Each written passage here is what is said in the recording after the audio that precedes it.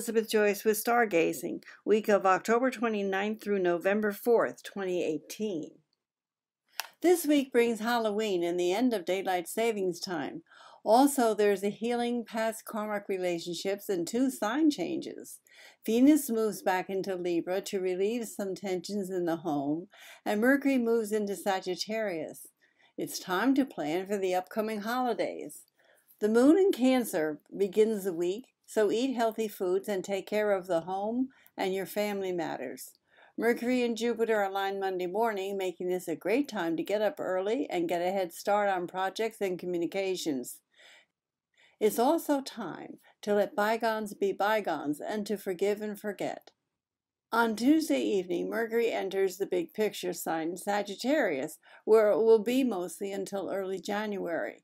Mercury turns retrograde on November 16th, so the next couple of weeks gives you hints about what the communication breakdown cycle will be, and perhaps upsetting your Thanksgiving Day plans.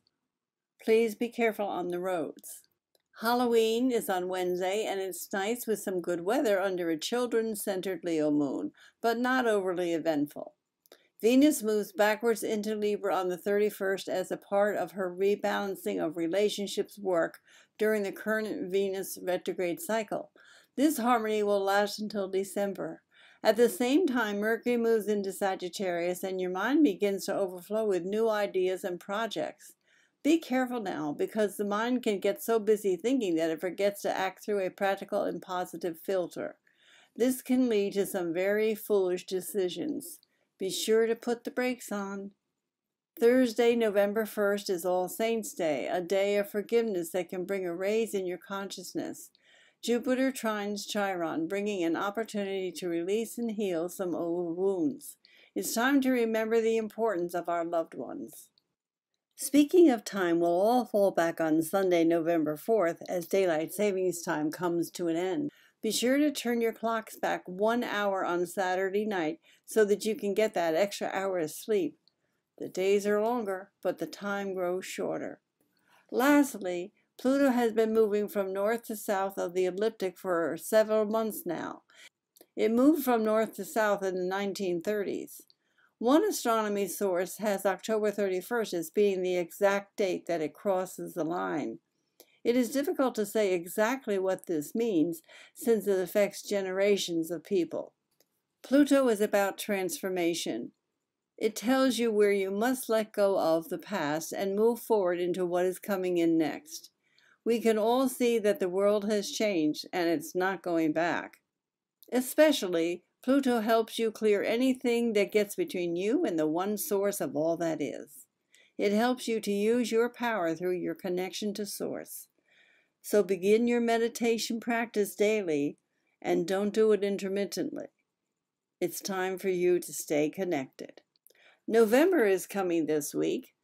It will be interesting to see how the month plays out.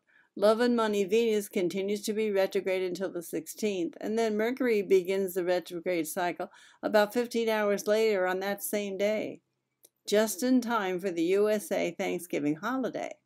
Uranus has tested the sign of Taurus since May, but now moves backwards into Aries until spring. This urges you to finish any old business since 2011, when it first moved into Aries, at the big Japan earthquake. At that time, Uranus left Pisces and entered Aries, and this ends in 2019. It's leaving Aries and moving into Taurus then, until 2026. This is Elizabeth Joyce with Visions of Reality. The website is www.new-visions.com. If you'd like to make an appointment or ask a question, please call our 24-hour answering service, 201-934-8986.